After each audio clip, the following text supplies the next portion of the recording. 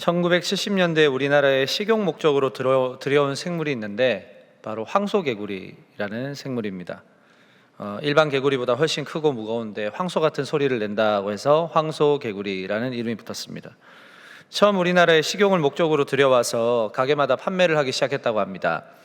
그런데 생각보다 이제 황소개구리가 장사가 잘 안 되니까 이 주인들이 저수지에다가 야금야금 버리기 시작해서 결국은 토종 생태계를 이제 파괴시키고 닥치는 대로 잡아먹는 습성 때문에 이 황소개구리가 최강의 어떤 포식자로 자리 잡게 되었다고 합니다. 몸집이 워낙 크다 보니까 자기보다 덩치가 작은 어떤 작은 물고기나 개구리나 심지어는 뱀까지도 잡아먹는다고 합니다. 저도 어린 시절에 기억이 나요. 이 황소개구리 관련된 어떤 다큐멘터리를 본 적이 있는데 이게 전국적으로 골칫덩이였고 전 범국민적으로 이제 황소개구리를 포획하기도 했었습니다. 지금은 그 개체수가 많이 줄었어요. 그 이유가 참 흥미로운데 이 토종 생태계라고 해서 모두 황소개구리에게 다 잡아먹히는 게 아니고 이 토종 생물 가운데서는 황소개구리보다 훨씬 더 크고 강력한 포식자들이 많은데 다만 이제 황소개구리가 외래종이다 보니까 생소하다 보니까 이제 먹이로 인식을 하지 않았던 거예요. 그러다가 마침내 이제 토종 생물인 이제 가물치나 외가리, 오리 이런 토종 개체들이 황소개구리를 잡아먹기 시작하면서 이제 그 맛을 안 거예요.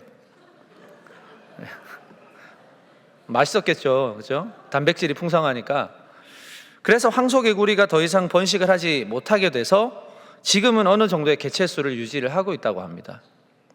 생물학 박사로 유명하신 최재천 교수님이 이 황소개구리의 사례를 말씀하시면서 이 토대의 중요성에 대해서 말씀을 하신 몇 가지 예로 정리해 주신 것을 본 적이 있는데 이런 내용입니다. 우리나라 생태계가 잘 보존이 되어 있으면 외래종이 들어오더라도 절대 무너지지 않는다. 한글의 토대가 제대로 갖춰져 있으면 외래어가 들어온다고 해서 흔들리지 않는다. 나를 제대로 갖추고 있으면 남이 나를 무너뜨리지 못한다. 저는 이걸 신앙적으로 좀 이렇게 옮겨봤어요. 신앙의 토대가 잘 되어 있으면 세상적인 공격이 아무리 거세도 무너지지 않는다. 신앙의 토대가 참 중요하다라는 생각이 들었습니다.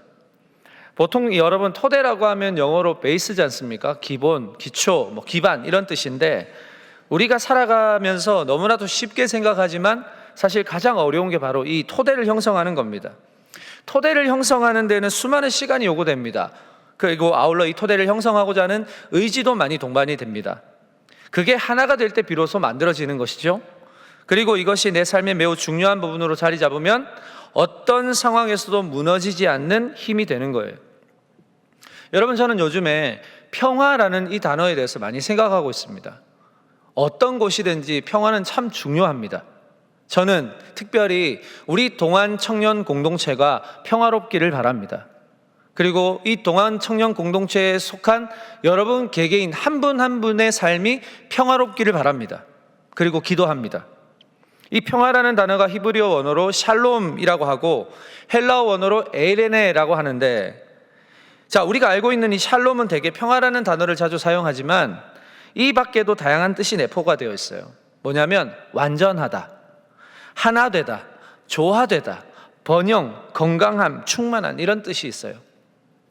이 평화를 신학적으로 표현하기로는 하나님과의 개인적인 관계에서 형성된 내적인 조화가 다른 사람과의 관계까지 미친 상태 이렇게 말하고 있습니다. 이 평화라는 것은 저는 이 다양한 평화의 의미 가운데서 조화로움이 참 많이 마음에 와닿았어요.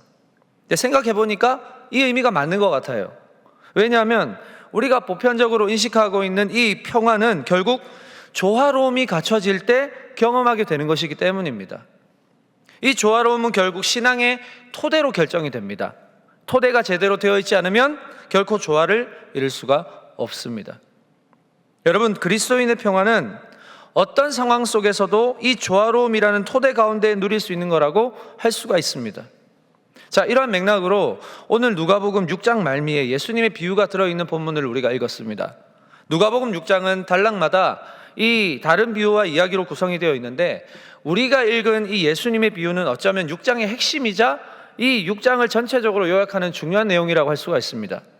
오늘 예수님께서 본문에서 강조하시는 부분은 두 가지예요. 첫 번째는 뭡니까? 듣는 거예요. 듣는 거. 두 번째는 행하는 것입니다. 이 듣는 것과 행하는 것은 야고보서에 보면 믿음과 행함, 이것과 맥락을 같이 하고 있습니다. 말하자면 듣는 것과 행하는 것은 선택사항이 아니고 필수사항입니다.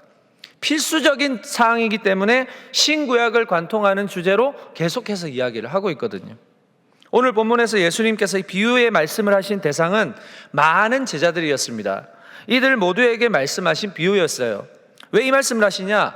6장 초반부를 비롯해서 누가복음의 초반부를 보시면 예수님께서 이 공생애를 시작하시면서 하나님 나라의 복음을 전파하심과 동시에 더러운 귀신을 쫓아내시고 수많은 각성 질병 걸린 자들을 다 고치시고 들어본 적도 없는 놀라운 교훈을 설파하시거든요.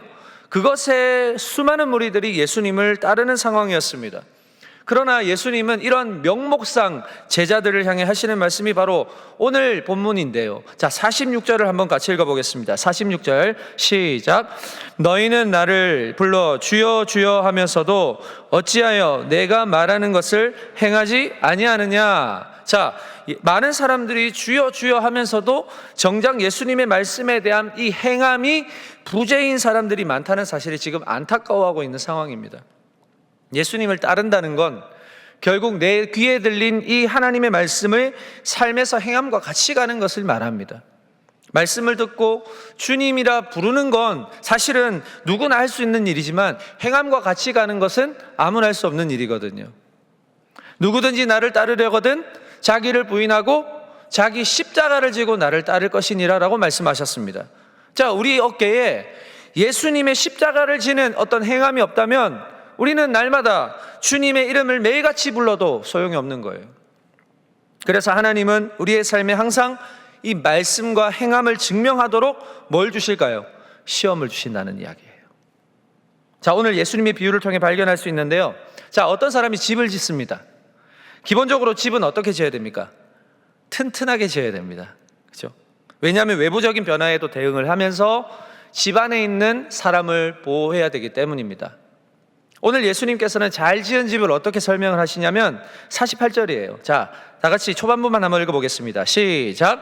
집을 짓되 깊이 파고 주추를 반석 위에 놓은 사람과 같으니. 아멘. 자, 개역 성경에서는 이 주추를 주초라고 표현을 해놨는데 같은 표현입니다. 주추는 뭡니까? 건물을 세우는 기초를 말하는데 우리가 자주 사용하는 주춧돌, 이것과 같은 내용이라고 이해하시면 되겠습니다. 주추는 건물의 기초를 튼튼하게 하기 위해서 기둥 밑에 괴는 돌을 말합니다.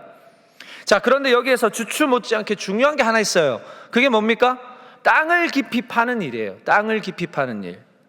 땅을 깊이 파지 않으면 주추를 놓을 수가 없습니다. 자, 이는 뭘 말하냐면 뿌리가 깊은 나무일수록 나무가 견고해지는 것과 같은 원리잖아요. 여러분, 조화로운 신앙의 시작과 끝은 결국 집을 잘 짓기 위한 기초 작업에 충실해야 된다는 것을 우리는 비유를 통해서 알 수가 있습니다. 자, 오늘 예수님이 말씀하시는 비유의 초점은요, 집이 아닙니다, 여러분. 자, 예수님이 그러실 뿐도 아니지만 너희가 집을 얼마나 크게 지었냐, 얼마나 화려하게 지었냐, 이걸 확인하시기 위해서 비유를 드신 게 아닙니다. 집의 크기나 색깔이나 형태 중요하지 않습니다. 크게 짓든지 작게 짓든지 예쁘게 색을 칠하든지 그건 개인의 자유지만, 자, 그리스도인이라고 하는 어떤 집의 평화, 이 집의 조화로움을 갖추기 위해서는 뭐가 중요하다는 겁니까? 보이지 않는 기초, 정말로 많은 시간과 이 의지를 투자해야 하는 이 기초가 너무나도 중요하다라고 하는 것을 말씀하는 것이거든요. 자, 여러분, 말씀을 듣는 것과 행하는 것이 토대를 형성하는 중요한 작업이다, 이렇게 말할 수가 있습니다. 그럼 여러분, 말씀도 읽고 잘 듣고 잘 묵상도 했어요. 자, 그 다음에 뭘 행하라는 겁니까? 우리가 이 행함에 대해서 좀 오해할까 봐 예수님께서 아주 좋은 비교 대상을 선정해 두셨잖아요. 누굽니까? 바리새인이에요. 바리새인. 자, 여러분, 바리새인이라는 뜻이 어떤 뜻입니까? 분리된 자라는 뜻입니다. 히브리어로 페루심이라는 뜻의 이 바리새인이라는 뜻은 율법에서 깨끗하지 않다고 하는 것들로부터 분리하려는 태도를 지칭하는 뜻이에요. 자, 이름의 뜻만 봐도 엄청나게 경건하고 율법에도 능통하고 흠이 없어 보이는 사람들 아닙니까? 그런데 이러한 사람들을 유일하게 저격하는 사람이 있는데 그분이 바로 예수님이세요.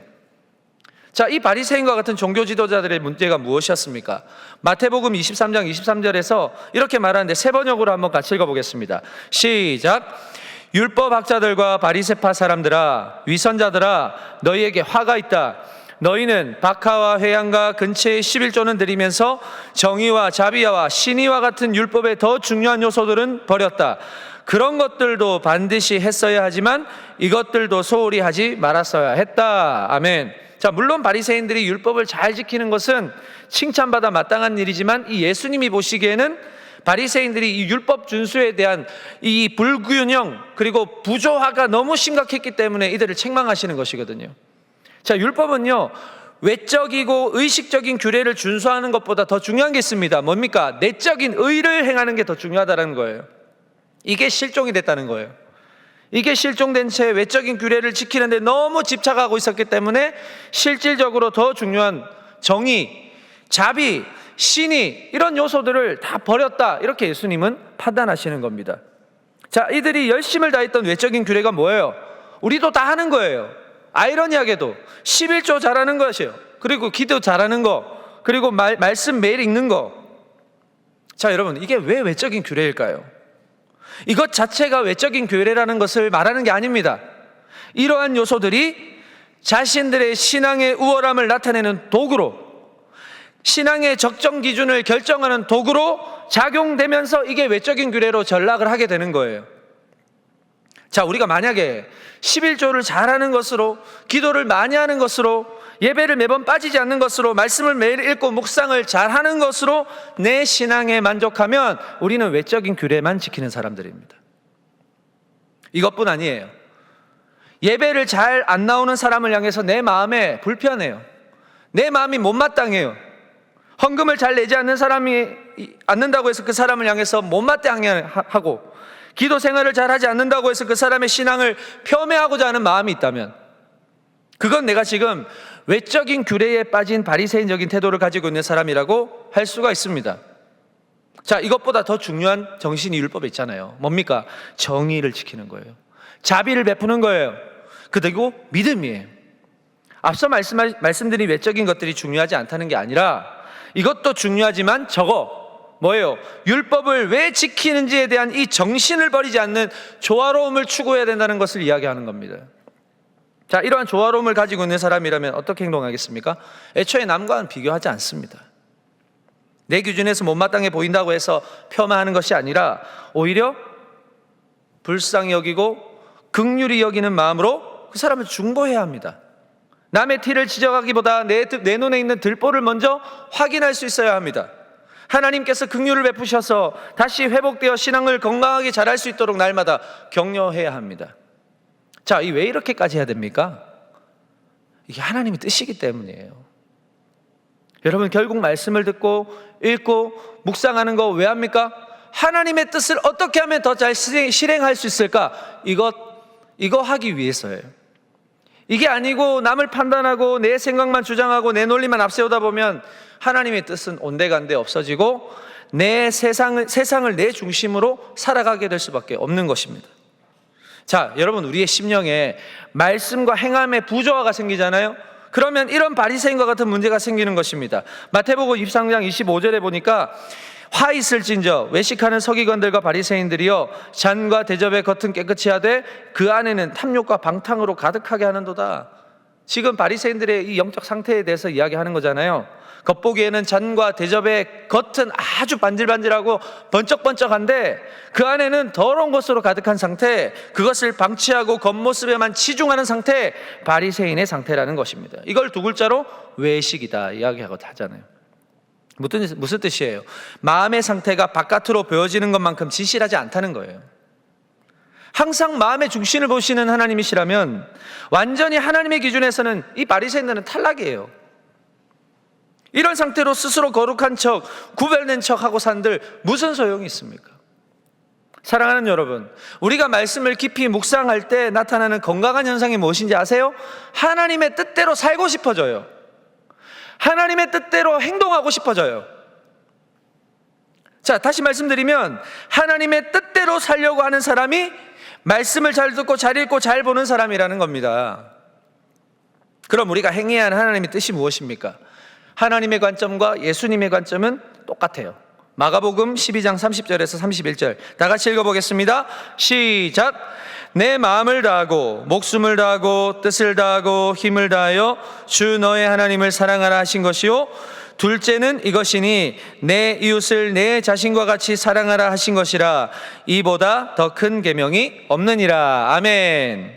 자, 우리의 행함이 실천되어야 하는 현장 어디예요? 결국 여러분의 삶이에요. 삶에서 만나는 이웃과의 관계에서 하나님의 뜻을 따라 행하는 거, 나를 향해 관심을 가지고 아끼는 것처럼 나와 관계된 모든 이웃들에게도 그와 같이 대하라. 이게 하나님의 뜻이고 하나님이 행하시길 원하는 큰 계명이다, 이렇게 말씀하고 있습니다. 그런데 우리는 평소에 사람들한테 상처를 너무 자주 받으니까, 그렇죠? 오늘도 상처받고 오신 분 계시죠? 주님의 이름으로 위로를 드립니다. 상처를 받아요. 항상 사람을 경계만 하지 하나님의 뜻을 행하는 데는 많이 주저하는 것을 우리 스스로도 보게 됩니다. 한 주간 우리가 세상을 살아가면서 얼마나 많은 사람들에게 상처를 받습니까? 말과 행동으로. 그러나 우리가 그리스도인으로 살아가는 한 이러한 상처는 사라지지 않습니다. 오히려 더 득달같이 여러분들을 괴롭힐 거예요. 자, 그렇다고 우리가 하나님의 뜻을 거역할 수 있습니까? 그럴 수는 없는 거예요. 자, 생각해보면 성경에 등장하는 믿음의 사람들도 사람에게 상처받음으로 인해서 눈물을 흘리고 자신의 삶을 저주하고 매일같이 가슴을 치는 삶으로 보낸 사람들이 많습니다. 하지만 그 상처로 인해서 눈물도 흘리고 답답해도 하고 때로는 막막해도 나중에 보십시오. 결코 그들의 삶이 파괴되거나 무너지지 않습니다. 뭐 때문일까요? 토대가 단단했기 때문이에요. 자, 시편 118편 5절에서 7절 말씀을 보십시오. 내가 고통 중에 여호와께 부르짖었더니 여호와께서 응답하시고 나를 넓은 곳에 세우셨도다. 여호와는 내 편이시라. 내가 두려워하지 아니하리니 이 사람이 내게 어찌할까? 여호와께서 내 편이 되사 나를 돕는 자 중에 계시니 그러므로 나를 미워하는 자들에게 보응하시는 것을 내가 보리로다. 사람에게 맨날 상처받고 말과 행동으로 매일같이 눈물을 흘리는 시간을 보내지만 이 시편 기자는 뭐라고 그래요? 여호와는 내 편이시라. 내가 두려워하지 아니하리니 사람이 내게 어찌할까? 나중에는 나를 미워하는 자들을 하나님이 보응하시리로다. 믿음으로 버텨내고 견뎌내는 그런 토대를 다지는 시간을 가지고 있잖아요. 어쩌면 우리가 그리스도인으로서 가장 많은 시간 가운데서 만나는 오늘 말씀하는 탕류, 거센 물결, 거센 파도는 대부분 뭡니까? 사람 아니에요, 사람? 물론 다른 것일 수도 있죠. 사람에게 문제가 없는 사람들은 돈의 문제가 될 수도 있고 미래의 문제가 될 수도 있고 건강의 문제가 될 수도 있을 겁니다. 자, 그러나 여러분 이거 분명하게 아셔야 합니다. 하나님이 만드신 이 세상의 법칙과 질서 안에 우리를 놔두셨다고 하는 것은 이 세상에서 보는 거센 바람과 예상치 못한 고난이 물론 있지만 여기에 휘말리고 휩쓸리고 고생하라고 우리를 여기 놔두신 게 아니라는 거예요. 당연히 우리의 삶에는 고난이 있습니다. 예상치 못한 탕류가 와서 저와 여러분과 부딪혀요.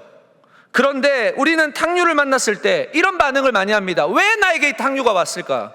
하나님 왜 나에게 탕류를 보냈습니까? 왜 나에게만 거센 비바람 보내십니까? 이렇게 불평하고 원망은 하는데 탕류가 왔을 때 내가 이걸 어떤 태도로 맞이해야 하는지, 또다시 찾아올 탕류를 내가 어떻게 대비해야 하는지에 대해서는 별로 생각을 안 한다는 게 문제인 거예요. 이래서 죽겠다, 맨날 저래서 죽겠다, 이래서 못 살고 저래서 못 살고, 누가 보면 하나님이 여러분한테 못 살게 굴려고 작정하신 분 같아요. 과연 하나님이 이것밖에 안 되시는 분일까요? 하나님이 우리에게 이유도 없이 그냥 고난을 주실까요?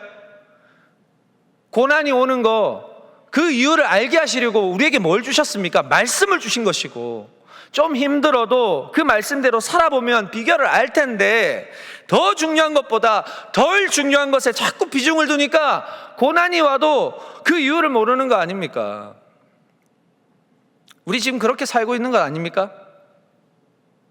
물론 내 이웃을 사랑하라고 하시는 그 하나님의 명령이 쉽지 않아요. 그럼에도 왜 하나님을 사랑하고 자기를 사랑하는 것만큼 중요한 계명으로 예수님이 무엇을 박아 놓으셨냐 이거예요. 하나님의 사랑과 이웃 사랑을 동일선상에서 놓고 본다면 우리가 이웃을 어떻게 대하는지, 거기에 따라서 우리가 하나님을 어떻게 대하는지 태도가 결정되고 증명이 된다는 거예요.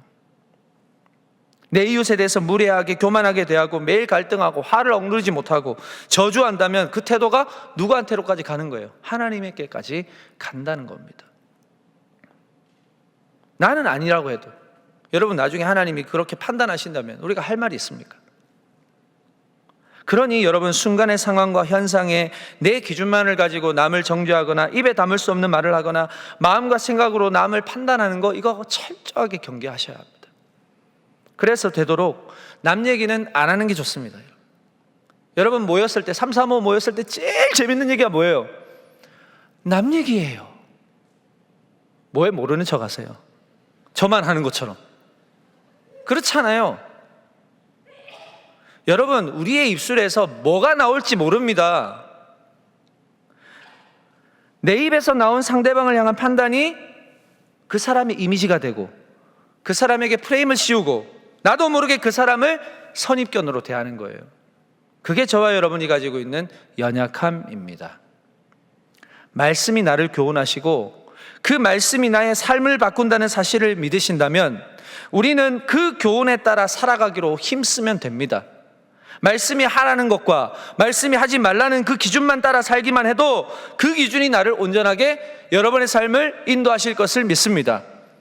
알 수 없는 시간에 수많은 유혹이 몰려오더라도 하나님의 말씀의 기초를 늘 든든하게 세워서 예상치 못한 시간에 밀려오는 탕류에도 요동하지 않는 그 믿음으로 이 땅을 살아갈 때 하나님께서 이 모든 것 위에 은혜를 부어주시고 저와 여러분을 더 크게 성장시키실 줄 믿으시기 바랍니다. 자, 누가복음 6장 49절이에요. 다 같이 한번 읽어보겠습니다. 시작. 듣고 행하지 아니하는 자는 주추 없이 흙 위에 집 지은 사람과 같으니 탕류가 부딪힘에 집이 곧 무너져 파괴됨이 심하니라 하시니라. 아멘. 자, 예수님의 비유에는 듣고 행하지 아니하는 자에 대해서도 언급을 하고 있습니다. 자, 이 사람은 어떻게 집을 짓습니까? 이 집을 짓는 거 보세요. 뭐가 없어요? 주추가 없어요. 무슨 말입니까? 이거는 집을 지을 어떤 기초 작업도 되어 있지 않는 상태를 말하는 거예요. 말도 안 되는 방법으로 집을 짓습니다. 시간을 절약하기 위함일까요? 아니면 주추를 준비하는 그 힘든 일을 피하기 위함일까요? 이미 모래 위에 집을 지은 집들을 보니까 그럭저럭 평탄하게 사는 것처럼 보니까 그렇게 주추를 놓지 않는 것일까요? 남들처럼 나도 저렇게 평탄하게 살 것이라는 어떤 무모한 확신이 있어서일까요? 여러분, 정말 어리석은 생각이에요. 땅을 파는 수고를 하지 않고 주추를 놓는 과정을 대수롭지 않게 생각한다면 예고도 없이 오는 탕류를 어떤 재간으로 막아낼 수 있습니까? 집의 크기와 형태, 화려한 인테리어, 이거 안 중요합니다. 예수님도 거기에 초점을 두지 않으셨어요. 그런데 너무나도 안타깝게도 집에 초점을 두고 살아가는 사람들이 너무나 많다는 것입니다. 기초를 얼마나 견고하게 할까에 대한 생각을 하지 않고 전망이 어디가 좋은지, 땅값은 어디가 잘 오르는지, 집은 어떻게 꾸밀지, 여기에 막 몰입하고 있어요. 해야 할 것을 하지 않은 채 내 삶에 위기가 오지 않으면 좋겠다. 집은 그렇게 지어놨으면서 위기 안 왔으면 좋겠다. 탕류가 오지 않았으면 좋겠다. 말도 안 되는 소망을 품으면서 집을 짓는 것입니다. 여러분, 탕류가 없는 삶은 아무도 없습니다. 탕류는 믿음을 증명하게 하시는 하나님의 방법이에요. 따라서 우리는 믿음으로 준비해야 합니다. 반석이신 예수 그리스도를 나의 주인으로 인정하는 그 신앙의 반석의 고백 위에 우리의 주추를 세우고 견고하게 다듬어야 합니다. 여러분, 예상치 못한 어려움은 우리를 당연히 힘들게 하죠. 그러나 언제라도 탕류가 올 것을 아는 사람이 치열하게 준비하는 거랑 언제라도 오겠지만 오늘은 아니야 라고 준비하지 않는 사람의 차이는 엄청날 겁니다. 오늘 예배에 선포되는 말씀을 듣고 그저 오늘의 미션을 완수했다, 이것으로 끝내버리면 큰일 납니다. 여러분, 이 말씀이 내 삶을 통해서, 나를 통해서 하나님이 어떻게 역사하실까, 이것을 기대하면서 하루하루를 살아가시는 저와 여러분 될 수 있기를 주님의 이름으로 축복합니다. 자, 저번 주에 들은 이야기인데요, 어떤 자매가 하루는 각 잡고 말씀을 묵상해 봤다고 합니다. 이건 실제로 들은 이야기예요. 각을 잡았다는 건 꼿꼿하게 앉은 자세로 하나님의 말씀에 집중을 시켰다는 거죠. 그러니까 평소에도 잘 알던 말씀이었대요. 그날 말씀의 각을 잡고 읽고 묵상하기 시작했답니다. 물론 말씀을 읽기 전에 성령의 조명하심을 위해서 간구하고, 읽는 중에도 성령께서 깨닫게 하시기를 간절히 기도하면서 말씀을 묵상했답니다. 자, 묵상하다 보니까 정말로 성령께서 마음에 있던, 내가 가지고 있던 작은 오해와 무지함이 깨지게 하셨대요. 말씀을 깨닫도록 하셨다는 겁니다. 여러분, 너무나도 감사하고 대단한 일 아닙니까? 우리 그 자매가 누군지 모르지만 격려의 박수 한번 하겠습니다. 내일 아니라니까 박수 안 치는 거 보세요. 진짜로. 자, 여러분, 근데 너무 대단하고 감사한 일인데 이게 끝이 아니에요. 이제 해야 될 게 있어요. 뭡니까? 깨달은 말씀을 삶으로 행하는 거예요. 아, 그렇구나 하고 끝나면 안 됩니다. 반드시 삶으로 살아내야 됩니다. 그 행함이 어떤 결과를 낳는지는 상관없어요. 왜냐하면 어차피 순종은요, 결과 보고 하는 게 아니거든요. 물고기 한 마리도 잡지 못한 채 그물을 씻고 있던 베드로에게 깊은 바다에 그물을 던져보라는 그 예수님의 말씀에 이 베테랑 어부가 자존심 다 내려놓고 말씀에 의지하여서 그물을 내리고요, 바다를 걷는 게 말도 안 되는 비상식적인 일임에도 불구하고 예수님께서 바다 건너편에서 나에게 오라라고 말씀하시니까 배에 그냥 뛰어내려서 걸어가는 거. 여러분, 순종의 결과는 주님이 허락하시는 것이지 나는 그저 말씀을 따르는 것밖에 없다는 겁니다. 신앙의 기초를 견고하게 만들어가는 것이 쉽지 않지만 반드시 해야 하는 이유가 여기 있습니다. 이것이 우리 안에서 잘 다듬어질 때 어떤 거센 바람이나 물결이 나의 집을 치더라도 무너지지 않아요. 파괴되지 않습니다. 그 탕류에 충격이 있겠죠. 그러나 잠깐은 흔들릴 수 있겠지만 기초가 단단하니까 파괴되지 않습니다. 이 집이 탕류에도 무너지지 않음이 경험되기 때문에 우리는 말씀의 능력이 있구나, 이걸 경험하게 되는 것입니다. 지금 눈물의 골짜기를 지나는 것과 같은 고난의 시간이 헛되지 않구나, 이걸 깨닫는 거예요. 마침내 나로 이 길을 포기하지 않고 끝까지 걸어갈 수 있게 하신 예수님을 더욱 의지할 수 있게 되어서 오직 예수님만이 나의 유일한 소망이고 내 삶의 이유임을 고백할 수 있는 삶으로 성장할 수 있다는 것입니다. 사랑하는 여러분, 기초 없이 집을 지으려고 하지 마시기 바랍니다. 이 기초 너무 중요합니다. 여러분이 지금 직장에서 일하시고 계시잖아요. 그 일하시고 지금까지 올라갈 수 있었던 그 시간들을 돌아보세요. 그냥 된 거 있습니까? 그냥 된 거 있어요? 아무도 없잖아요. 처음에는 물론 힘들죠. 기초를 배우고 쌓고 연습하고 훈련되어진 결과 아닙니까 지금? 일상의 삶도 그냥 되는 것이 없는데 어떻게 신앙을 그리 쉽게 생각하십니까? 그냥 1시간 예배 한 번 드리면 자동적으로 일주일이 사라지던가요? 아니잖아요. 그렇게 겪어보시면서도 모르십니까? 계속 반복되잖아요. 어려움은 계속 찾아오잖아요. 예배드리면 해결될 것 같은 문제가 아직도 진행 중이지 않습니까? 여러분, 예배는 소원 자판기가 아닙니다. 예배는 영광 중에 임하시는 하나님을 높여드리고 가장 가치 있는 분께 택함받은 자녀가 마땅히 그의 합당한 가치를 올려드리는 게 예배예요. 나는 낮아지고 없어지는 시간이 예배라는 말이에요. 주님만이 높아지시고 주님만이 드러나시는 거, 이게 예배라는 거예요. 우리가 무슨 염치로 예배 한 번 드렸다고 내 문제가 해결되길 바라십니까? 하나님은 참 인애가 크시고 자비가 무한하신 분이시지만 우리에게 이런 마음 원하시지 않아요. 힘들지만 믿음으로 증명해내기를 원하시는 겁니다. 기초를 견고하게 세우고 주추를 반석 위에 세워서 잘 지은 집이 되기를 원하시는 겁니다. 내가 고백하는 신앙과 삶이 아름답게 조화되기를 원하십니다. 그 조화가 결국은 어떠한 시련의 탕류가 우리 집을 덮치더라도 요동하지 않는 거예요. 무너지거나 파괴되지 않는 거예요. 사랑하는 여러분, 여호와를 알기로 힘쓰시기를 주님의 이름으로 축복합니다. 그리고 하나님의 뜻을 항상 따라 살아가시기를 축복합니다. 여러분, 주위의 관계들을 좀 사랑하세요.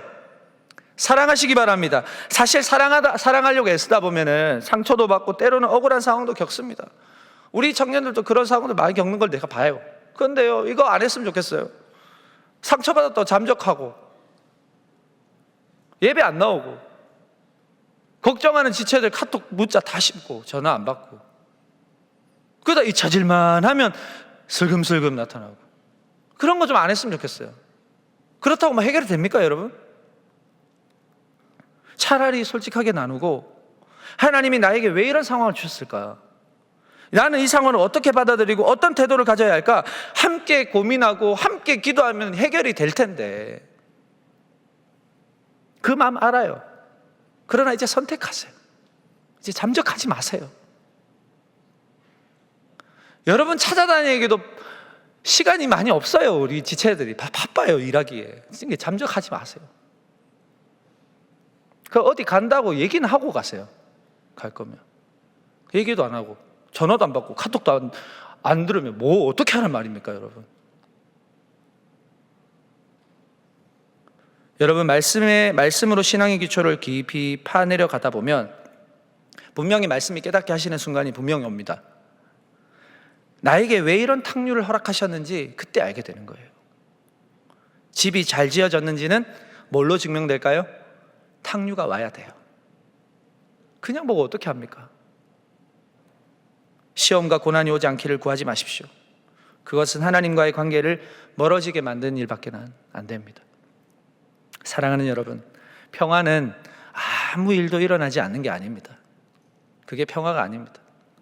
어떤 상황이 오더라도 요동하지 않고 무너지지 않는 상태, 이게 평화입니다. 이러한 조화로움이 우리의 삶에 장착되기를 소망합니다. 이 조화로움으로 인해서 이번 한 주간 하나님이 보시기에 기뻐하시는 믿음의 사람, 이 세상을 변혁시키는 사람, 주님의 교회로, 그리스도의 제자로 삶으로 복음이 증거되는 그런 멋진 삶을 살아가시는 우리 동안의 청년들 여러분들이 다 되시길 축복합니다. 여러분 힘냅시다. 살아갈 수 있죠? 해봅시다. 시험이 오더라도 탁류가 왔구나. 그러면 더 말씀 앞으로 나가고 주님이 원하시는 삶을 살아내 보는 거예요. 주님이 동행하실 줄로 믿습니다. 기도하겠습니다. 하나님 아버지 감사합니다. 우리에게 오늘도 말씀하여 주셔서 감사합니다. 힘들고 어려운 하루하루지만 주님, 우리의 믿음을 증명해 보이기를 원하시는 주님께서 잘 지은 집인지 그것을 시험해 보시기 위해서 우리는 원치 않는 시간에 탁류라는 것이 옵니다.